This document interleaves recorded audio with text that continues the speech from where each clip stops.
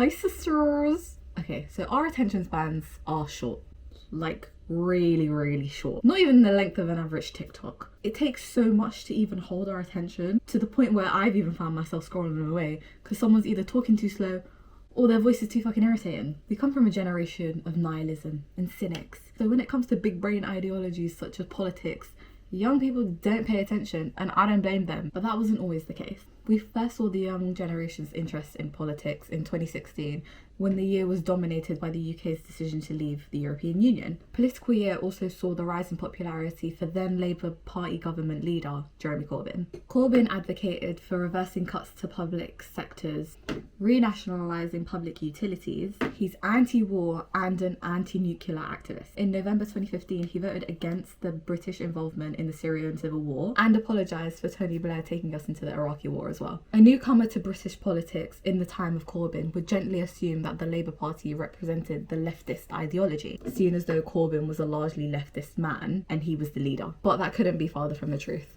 In fact, it's actually said that Corbyn moved the party from a more centrist position to a more leftist position. We can see it in the way that Keir Starmer, Tory in sheep's clothing, runs the party. This big issue article actually details some of the pledges that Keir Starmer abandoned since becoming the leader of the Labour Party. But that's a conversation for another video, you know? Completely off topic. The year also saw big name musicians and celebrities becoming more vocal on UK politics. Why do you not like Boris Johnson? Oh, Boris he's a very, very bad man. Which then engaged a younger audience. Next came the infamous Twitter account, Politics for All, an account dedicated to taking the most notable UK headlines and tweeting them across social media platforms. Dedicated to engaging a younger British audience, or a younger audience in general, the account actually amassed over 500,000 followers in just 2 years, which is a feat in itself. It was followed by a large number of MPs and cabinet members, and had it not been strategically suspended, would have got millions of followers by now. As in, I don't think you comprehend the impact and influence this one Twitter account had. It was followed by MP leaders, cabinet members, musicians, actors. It had beef with Nicki Minaj. Like, Politics for All was revolutionising the way new media deals with journalism and the way younger people were engaging with it. The original owner of the account was interviewed by The Spectator in this article saying, "Most people in Westminster seemed delighted. Some journalists had been worried we were stealing their content by publishing a summary of it. Journalism is dead. When was the last time you picked up a copy of Heat magazine or a goddamn newspaper? When, eh?"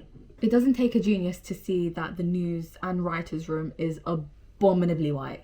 Abominably white. As in crack pipe white. That is, I can't say it. Technological advancements have happened so quickly over the years, way too quickly for the old heads to comprehend, let alone embrace, which they don't. So when accounts like these come around and gain followings this quickly and are this impactful and influential, it jars the cobweb brain people, you know? It really rattles the little peanut they have in their skull. Politics for All did what a lot of British media failed at, which is critiquing the dodgy dealings in the government. Stories of their mishaps or dodgy dealings that would have been buried on page 10 of the newspaper were summarised and amplified by Politics for All, giving them a far bigger audience. Politics for All was eventually suspended for violating Twitter's platform manipulation rules, whatever that means, but the owner of the account theorises something definitely darker at play. Now, let's fast forward to the pandemic. Trigger warning, you're going to be reminded of a time where you couldn't see loved ones while Big Belly Boris was shaking his batty and his nyash in a garden in Kensington somewhere. The next encounter young people would have with politicians would be when Matt, the bum grabber Hancock, would tour the UK news outlets arguing that young people going out more and ignoring COVID rules would cause the second wave. The vast majority of people are still doing the right thing. Is it age? Is there an age Yes. demographic here? Yes. The rise in the number of cases we've seen over the last few days is largely amongst younger people, especially between 17 and 21. Cause he lives.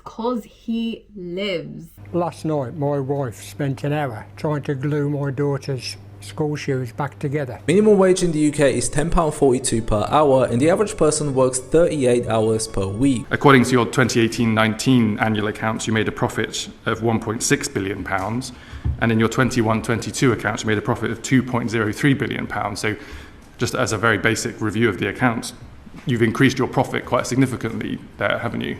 They're left with £1,500 per month. You've got rent £650 per month, council tax £115, water £40, gas and electric on average for a single person £150. I mean, I'm 65, I've worked all my life, and we can't afford £20 for a pair of shoes. I can't stress this enough. Start stealing. Start stealing and steal everything. Anything that fits in your bra. The cost of living crisis is a direct cause of what? Brexit. Well done. It's all come full circle now, hasn't it, lads? Gas and energy bills are at an all-time high. Minimum wage is struggling to keep up with the cost of living. And the IMF predicts that the UK will be the only economy in the Western world to actually shrink in the year of 2023. The average rent in the UK is now up to 2.5k. Some say that even middle-class people are struggling to make ends meet. You couldn't even get a closet for less than 1.5k, let alone in London. Don't even get me started on London. That plague city. This plague city. I'm acting like I'm not in it. If you pay taxes, it should come back to you in some way, shape or form, no? Instead, we're seeing slashes to mental health services, youth programs completely shut down, and poor quality in council houses. Where's the money gone?